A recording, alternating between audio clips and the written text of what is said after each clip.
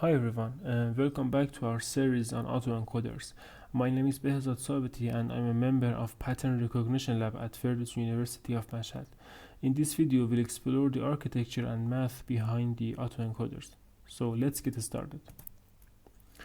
Firstly, let's recap what we have learned in the last video. Autoencoders are neural network that compress and reconstruct data. They have two main parts: the encoder, which compresses the data, and the decoder, which reconstructs it. The compressed data is stored in something called latent space, which you can see in here. Here is the latent space of our autoencoder. Now let's break down the architecture of the autoencoder. As you can see in here, we have input layer, encoder, latent space or bottleneck, and decoder, and we are gonna define them separately in each slide. So the encoder, compressing the data. The encoder, which is a neural network that reduces the input into a smaller representation.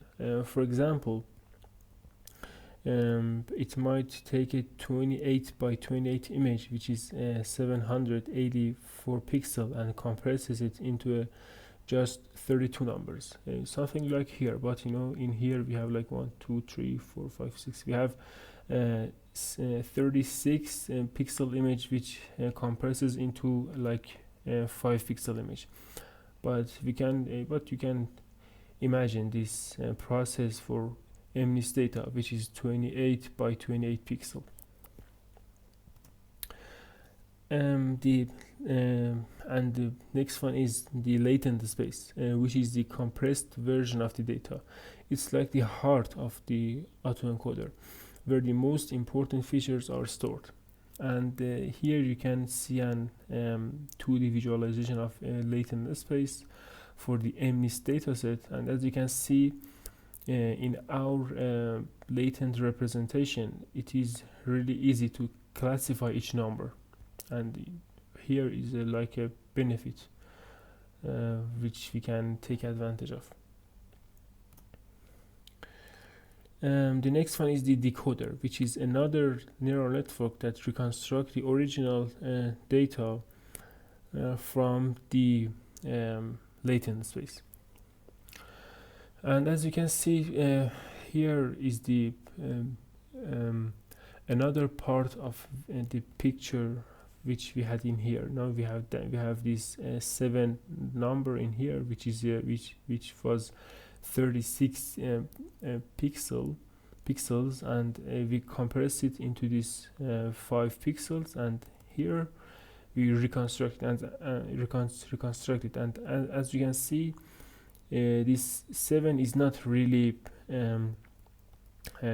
seems familiar with this 7, but here is our goal. I mean, the main purpose of autoencoder is to just make the output, which is this 7, to just get it as simple as possible to the input image.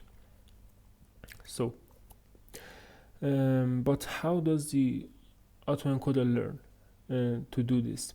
It uses something called a loss function, which measures how well the autoencoder is doing. A common loss function is the mean square error, or MSE, which calculates the difference between the input and the reconstructed output. The goal is to minimize the error.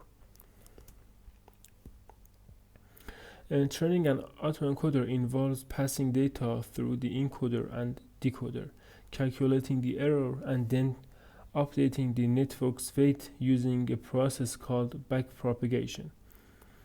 This is repeated over and over until the autoencoder gets really good at reconstruct the data. To summarize, autoencoders are made up of an encoder, a latent space, and a decoder, and they learn by minimizing the reconstruction error using backpropagation. In the next video, we'll explore different types of autoencoders and their real-world applications. Thanks for watching, and I'll see you in the next one.